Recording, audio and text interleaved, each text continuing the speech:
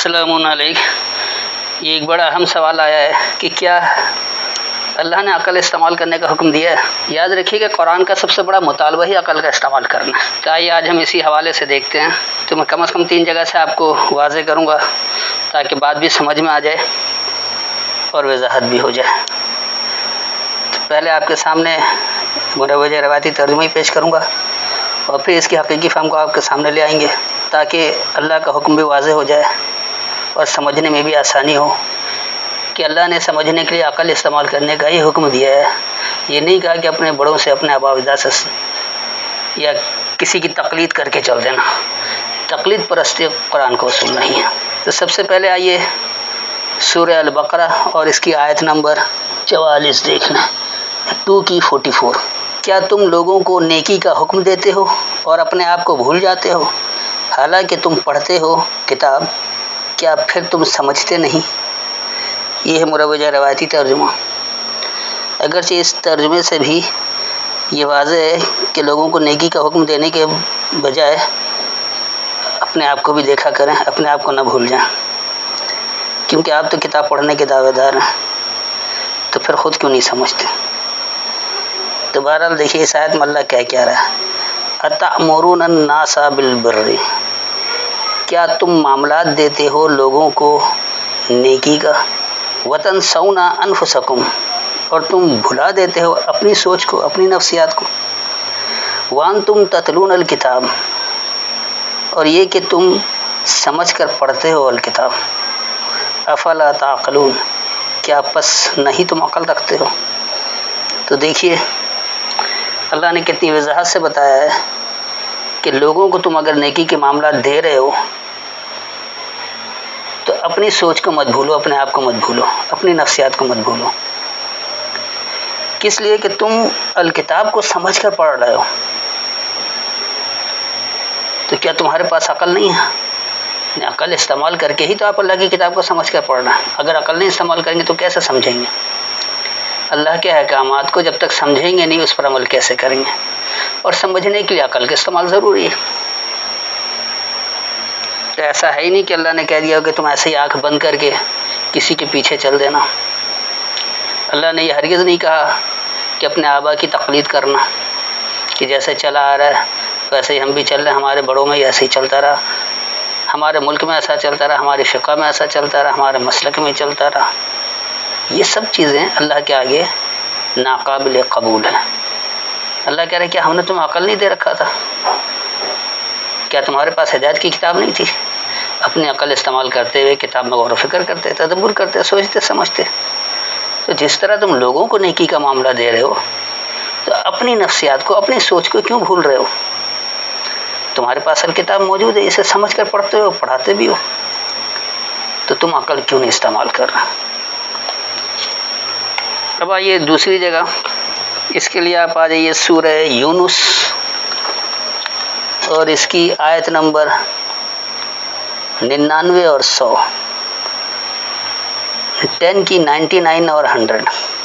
اور اگر چاہتا تیرا رب، البتہ جو زمین میں ہیں سب کے سب ایمان لے آتے، بس کیا تو لوگوں کو مجبور کرے گا یہاں تک کہ وہ مومن ہو جائیں؟ اب دیکھیے یہ ایک ایسی کیفیت ہے کہ ہمارے ہاں ہر شخص یہ چاہتا ہے کہ وہ جس مسلک کا ہے، جس فقہ کا ہے، لوگ بھی سارے اسی کے ہو جائیں۔ یہ شدید خواہش ہوتی ہے کہ اگر وہ اہل سنت ہے تو چاہتا ہے کہ سارے اہل سنت ہو جائیں، اگر وہ اہل تشیع ہے تو چاہتا ہے سارے اہل تشیع ہو جائیں، اگر وہ اہل حدیث ہے تو چاہتا ہے سارے اہل حدیث ہو جائیں۔ کیا کسی کی یہ چاہت بھی رہی کہ جس طرح ہم اللہ کے ماننے والے ہیں، اللہ کی کتاب سے ہدایت لیتے ہیں، سارے ایسے ہو جائیں؟ یہ خواہش کیوں نہیں ہوتی؟ دیکھیے اس آیت میں اللہ کیا کہہ رہا ہے، وَلَوْ شَاءَ رَبُّكَ، اور اگر چاہتا تمہارا رب، تمہیں بتدریج پروان چڑھانے والا اگر یہ چاہتا، لَآمَنَ مَنْ فِي الْأَرْضِ، ضرور مان لیتا جو زمین میں ہے، كُلُّهُمْ جَمِيعًا، ان میں سے ہر ایک اکٹھے، أَفَأَنْتَ تُكْرِهُ النَّاسَ، تو کیا پس تم کراہیت کرو گے لوگوں سے، حتیٰ یکونوا مؤمنین، یہاں تک کہ وہ ماننے والے ہو جائیں۔ تو اب دیکھیے ہمارے یہاں کیا ہے کہ اگر میں حنفی ہوں تو میں یہ چاہتا ہوں کہ سارے لوگ حنفی بن جائیں، غیر حنفی سے کراہیت کرتے ہیں. پھر اس میں مزید آ جائے، اب حنفی میں بھی دیوبندی بھی ہیں، بریلوی بھی ہیں، تبلیغی بھی ہیں، جماعتی بھی ہیں. تو ہر ایک یہ چاہتا ہے کہ اس کے مسلک کو اختیار کیا جائے. اگرچہ وہ بریلوی ہے تو چاہتا ہے کہ سب کے سب بریلوی ہو جائیں، اگر وہ دیوبندی ہے تو وہ چاہتا ہے کہ سب کے سب دیوبندی ہو جائیں، اگرچہ وہ تبلیغی جماعت والا تو وہ چاہتا ہے کہ سارے کے سارے تبلیغی جماعت والے بن جائیں، اگرچہ وہ جماعت اسلامی سے تعلق رکھتا ہے تو سارے یہی چاہتے ہیں کہ سب جماعت اسلامی والے ہو جائیں، کیونکہ وہی اسلام کا نام لے رہا. حالانکہ یہ قطعی غلط ہے. رب یہ واضح طور پر بتا دے رہا ہے کہ اگر رب چاہتا تو ضرور زمین میں ہر ایک جو ہے ان سب کو اکٹھے ماننے والا بنا دیتا، لیکن رب کی یہ چاہت نہیں ہے. رب یہ ضرور چاہتا ہے کہ سب ماننے والے ہو جائیں، لیکن رب زبردستی نہیں کرتا. اس نے آپ کو بااختیار بنایا، اس لیے آپ کو چھوڑ دیا ہے کہ آپ اللہ کے ماننے والے بنتے ہیں یا نہیں ماننے والے. آپ اللہ کے فرما بردار بنتے ہیں یا اللہ کے نافرمان. یہ اختیار چھوڑ دیا ہے، اس پر کوئی پابندی نہیں لگائی ہے. تو یہ ضرور کہہ رہا تو کیا تم لوگوں سے کراہیت کرو گے کہ یہاں تک کہ وہ بھی ماننے والے ہو جائیں؟ اگر کوئی ماننے والا نہیں ہو رہا تو تمہیں لوگوں سے کراہیت کرنے کی ضرورت نہیں ہے، کیونکہ اللہ جو آپ کو دین اسلام دے رہا ہے، سلامتی والا نظام، اس میں اللہ نے یہ نہیں کہا کہ وہ مومن ہے تو اسے سلامتی دو، اگر مومن نہیں ہے تو اسے سلامتی نہیں دو. کیا آپ نے دیکھا کہ جو شخص اللہ کو نہیں مانتا ہے اللہ اس کے لیے دھوپ کو روک دیتا ہے؟ کیا اس کے لیے رات کی تاریکی کو نہیں رکھتا ہے؟ کیا اسے زمین سے اناج نہیں دیتا ہے؟ کہ اللہ نے کسی نعمت کو روک دیا ہے کہ کیونکہ یہ اللہ کو نہیں مان رہا لہذا اس کو نہ دیا جائے؟ نہیں، یہ اللہ نے انسان کو اختیار دیا ہے، وہ مانے یا نہ مانے.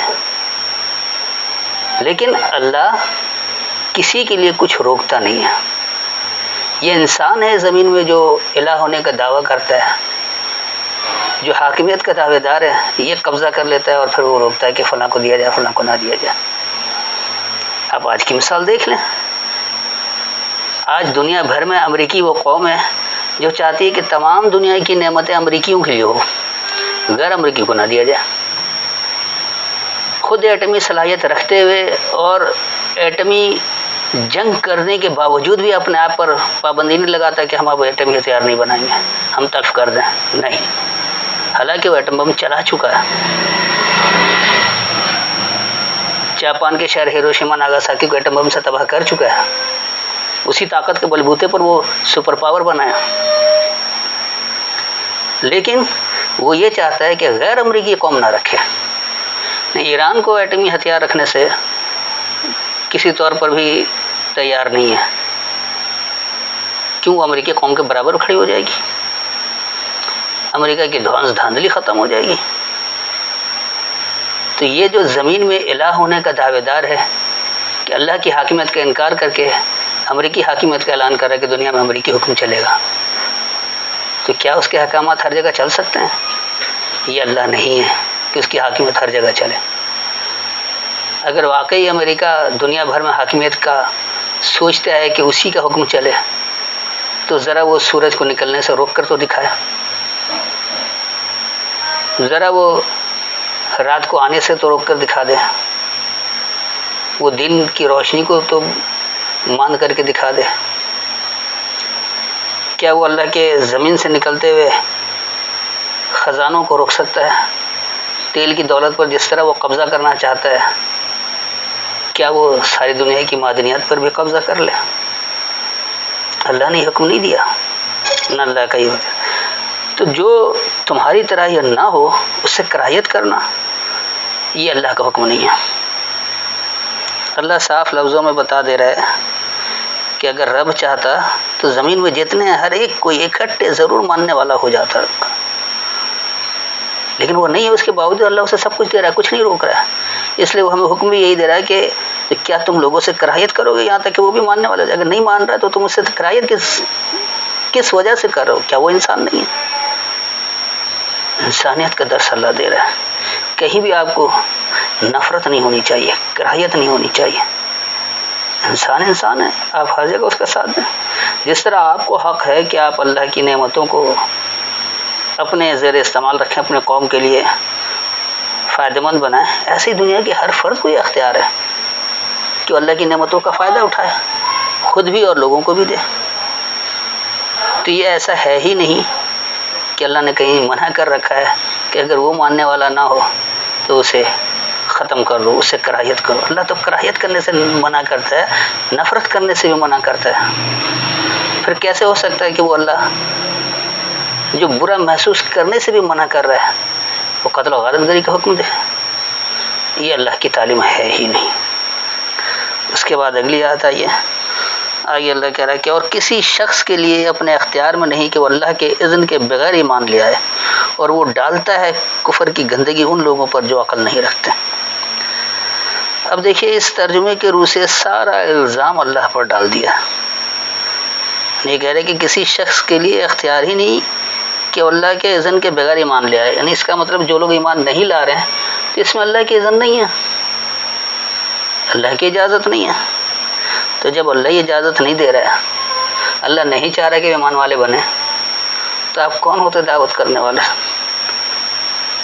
آپ کس بات کے تبلیغی جماعت والے کہ ہم تبلیغ کر رہے لوگوں کو ایمان کو لا رہے؟ اللہ نہیں چاہ رہا، اگر اللہ چاہے گا وہ خود ماننے والے بن جائیں گے۔ تو دراصل ایسے تراجم ہی لوگوں کو قرآن سے متنفر کرتے ہیں، ایسے بے ربط تراجم اللہ پر الزام تراشی کرنے والے، اللہ پر جھوٹ گھڑنے والے لوگوں کو الہاد کی طرف بلا رہے ہیں۔ ایسے لوگ قرآن میں اختلاف دکھاتے ہیں اور پھر دعویٰ یہ بھی کرتے ہیں کہ قرآن اللہ کی کتاب ہے، جبکہ خود اس میں اختلاف دکھا کر یہ ثابت کرنا چاہتے ہیں کہ اللہ کی کتاب نہیں ہے۔ زبان سے اللہ کی کتاب ہونے کا ورد کرتے رہتے ہیں، عملی طور پر انکار کر دیتے ہیں۔ پھر یہ بھی کہہ رہے ہیں کہ اللہ جو ہے کفر کی گندگی ان لوگوں پر ڈالتا ہے جو عقل نہیں رکھتے۔ تو کیا اللہ کفر کی گندگی ڈال رہا ہے؟ تو اس میں ان انسانوں کا تو کوئی قصور نہیں ہے، تو سارا قصور تو اللہ کا ہے کہ اللہ نے کفر کی گندگی اس کے اوپر ڈال دیا۔ دیکھیے اس آیت میں اللہ کیا حکم دے رہا ہے، کس طرح سے اللہ بات کر رہا ہے، اور اس کو ہمارے نام نہاد علماء نے کیا سے کیا بنا رکھا ہے۔ وما کان لنفس، اور نہیں ہے کسی نفسیات کے لیے، کسی سوچ کے لیے، ان تؤمنا، یہ کہ تم منوا لو، الا باذن اللہ، صرف اللہ کے ضابطے کو، وَيَجْعَلُ الرِّجْسَ، اور یہ بن جاتا ہے کہ غضب، رجس کہتے ہیں غصہ، کسی کے احکام نہ مانے اس کی ناراضگی، تو یہ بن جاتی ہے ایک ناراضگی، غصہ، علی الذین لا یعقلون، ان لوگوں پر جو عقل نہیں رکھتے ہیں۔ گویا ماننے کا تعلق بھی عقل استعمال کرنے سے، آپ عقل استعمال کریں گے تو ماننے والے بنیں گے، اگر عقل کا استعمال نہیں کریں گے تو آپ ماننے والے بھی نہیں ہوں گے۔ تو اس آیت میں بھی بہت واضح طور پر اللہ نے بتا دیا کہ کوئی شخص، کوئی نفسیات اس کے لیے نہیں ہے کہ تم زبردستی صرف اللہ کے ضابطوں کو منوا لو، تمہارے کہنے سے کوئی نہیں مانے گا۔ یہ ضرور ہے کہ غضب وہ لوگ اپنے اوپر بنا لیتے ہیں جو عقل نہیں رکھتے ہیں، اگر وہ عقل استعمال کریں گے انہیں حق بات سامنے واضح نظر آ جائے گی، تو اسے ماننے سے کیوں انکاری ہوں گے۔ یاد رکھیے کہ ہمارے چینل قرآنک لیسنز آفیشیلز کا واحد مقصد یہی ہے کہ ہم اللہ کے احکامات کو اردو زبان میں آسان کر کے لوگوں تک پہنچا دیں تاکہ اس پر عمل کرنا آسان ہو، اور اچھی طرح اللہ کے احکامات کو سمجھ کر اگر عمل کرنے والے ہو جائیں تو نہ صرف یہ کہ باکردار افراد تیار ہو جائیں گے، ایک اچھا معاشرہ بن جائے گا۔ بہترین معاشرہ جب بنے گا تو اس کی معیشت بھی مستحکم ہوگی، اور معاشرے کو چلانے کے لیے قانون بھی نافذ کرنا پڑے گا، ایک ریاست کی بنیاد بھی پڑے گی۔ اس ریاست کو پرامن رکھنے کے لیے، خوف اور حزن سے دور رکھنے کے لیے، پرامن معاشرہ بنانے کے لیے سیدھی سی بات ہے کہ اللہ کے ہر احکامات کو سمجھ کر عمل کرنا ہوگا، اور اس کے لیے اپنی عقل کو استعمال کرنا پڑے گا۔ ایسے افراد جو عقل استعمال نہ کریں، کسی حکم کے ہر پہلو کو مد نظر نہ رکھیں کہ اس پر عمل کرنے کا کیا نتیجہ ہوگا، نہیں عمل کریں گے تو کیا نتیجہ ہوگا، اگر عقل کی روشنی میں فیصلہ نہیں کر پائیں گے تو یقینی سی بات ہے کہ وہ جانوروں کی طرح زندگی گزاریں گے، یعنی کھائے پیے، جن سے عمل کیا، بچے پیدا کیے اور مر گئے۔ یہ جانوروں والی زندگی ہے۔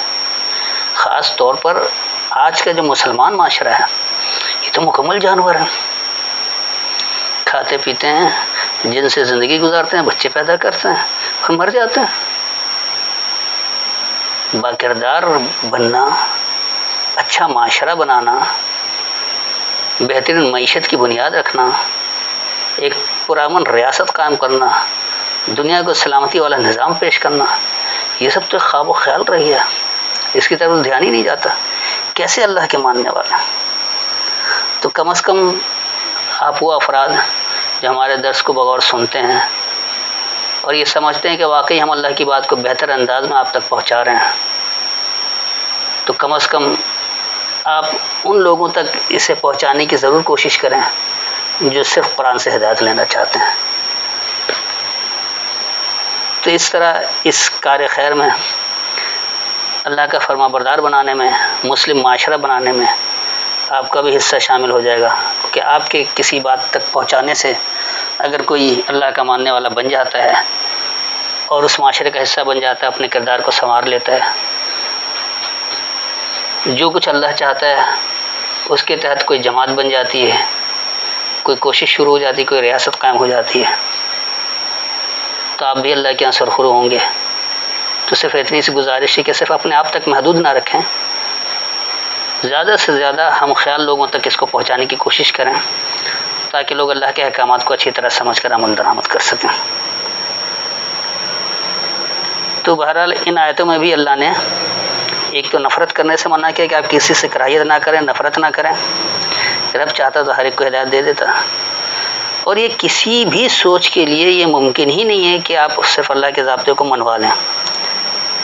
جو لوگ بھی عقل استعمال نہیں کرتے ہیں اور تقلید پرست ہوتے ہیں تو وہ لازمی سی بات ہے کہ ہدایت سے دور ہوتے ہیں، اللہ کی نافرمانی اختیار کرتے ہیں، انہیں پر رجس یعنی غضب آتا ہے اللہ کا، اور وہ اپنے آپ کو ذلیل و خوار کرواتے ہیں، نہ صرف خود ذلیل و خوار ہوتے ہیں بلکہ پوری قوم کو ذلیل و خوار کروا دیتے ہیں، اور اسی طرح ان کی زندگی گزر جاتی ہے۔ تو حجت تمام کرنے کے لیے آئیے تیسری جگہ سے آپ کو ایک آیت دکھا دیں۔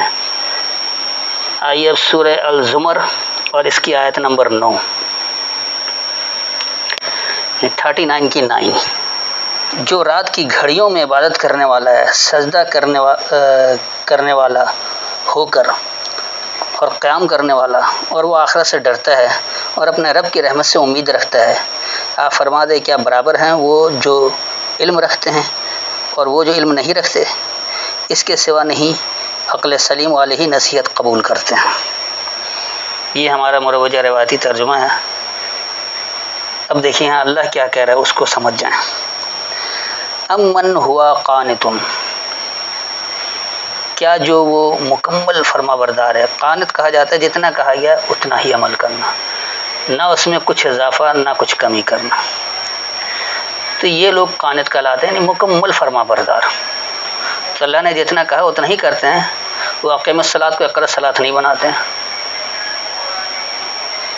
تو وہ جو مکمل فرما بردار ہے، آنا اللیل، تاریکی کے نزدیک، ساجدن و قائمن، فرما برداری سے ڈٹنے والا، یحذر الآخرۃ، وہ چوکنا رہتا ہے، محتاط رہتا ہے آخرت سے، ویرجو رحمت ربہ، اور امید رکھتا ہے اپنے رب کی رحمت۔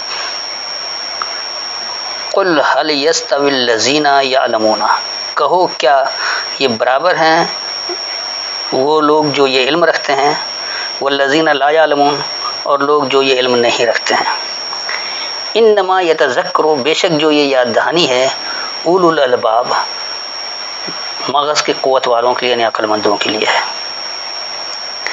تو اس آیت میں بھی اللہ واضح طور پر بتا رہا ہے کہ جو کوئی مکمل فرما بردار ہے، اور خاص طور پر تاریکی کے نزدیک، انتہائی تاریک دور ہے، تاریک دور میں اللہ کی فرما برداری اختیار کرنا سب سے مشکل کام ہوتا ہے، کیونکہ فوراً فتوے لگتے ہیں۔ جیسے آج خالص قرآن کی بات کرنا مشکل ترین کام ہے، سب سے پہلے آپ کے اوپر منکر حدیث کا فتویٰ لگے گا، پھر کوئی تحریف قرآن کا فتویٰ لگا دے گا، پھر کوئی یہ کہے گا کہ تم دنیا کے پہلے عقل مند آدمی آ گئے اور 1400 سال سے یہی چلا رہا، حالانکہ 1400 سال انہوں نے دیکھا بھی نہیں ہے، ان کی زندگی خود اتنی نہیں ہے، یہ تو آپ ان جھوٹی کتابوں کے سہارے بات کر رہے ہیں کہ 1400 سال سے، ایسا ہرگز نہیں ہے۔ تو اللہ یہ واضح طور پر بتا رہا ہے کہ وہ جو تاریکی کے نزدیک انتہائی فرما بردار ہے، مکمل فرما بردار ہے، اور وہ فرما برداری میں ڈٹا ہوا ہے، اور وہ چوکنا رہتا ہے آخرت سے، یعنی بات کے نتائج، آخرت کا مطلب یہاں پر نیکسٹ، اگلا، تو آگے والے لمحے سے چوکنا رہتا ہے کہ ہمارا کوئی عمل ایسا غلط نہ ہو کہ اس کے برے نتائج سامنے آ جائیں، اور وہ اپنے رب کی رحمت کی امید رکھتا ہے۔ تو پھر اللہ پوچھ رہا ہے کہ کیا ایسے لوگ جو علم رکھتے ہیں اور جو لوگ علم نہیں رکھتے ہیں یہ دونوں برابر ہیں؟ یقینی سی بات ہے کہ علم والا اور بغیر علم والا برابر نہیں ہو سکتا۔ پھر اللہ بتا رہا ہے کہ بے شک جو یہ یاد دہانی ہے عقل مند لوگوں کے لیے، تو یہاں بھی بات عقل کی آ گئی۔ جو عقل مند ہے وہی یاد دہانی لیتا ہے، وہی نصیحت پکڑتا ہے۔ جو عقل مند نہیں ہوتا نہ وہ اللہ کی بات کو سمجھنے کی کوشش کرتا ہے، نہ وہ اپنے باپ دادا کی پیروی سے نکلنا چاہتا ہے۔ اس آیت میں بھی انتہائی طور پر وضاحت ہو گئی کہ خاص طور پر تاریکی کے نزدیک مکمل فرما بردار ہونا، فرما برداری میں ڈٹ جانا، اگلے سے محتاط رہنا، رب کی رحمت کی امید رکھنا، اور پھر جو لوگ علم نہیں رکھتے ہیں اور جو علم رکھتے ہیں وہ دونوں برابر نہیں ہو سکتے ہیں۔ اور یہ جو یاد دہانی ہے وہ عقل مندوں کے لیے۔ امید ہے مکمل وضاحت ہو گئی ہوگی، ہر ایک کو سمجھ آ گئی ہوگا۔ پھر بھی کوئی بات اگر سمجھ میں نہ آئے تو آیت کے حوالے کے ساتھ سوال کر سکتے ہیں۔ السلام علیکم۔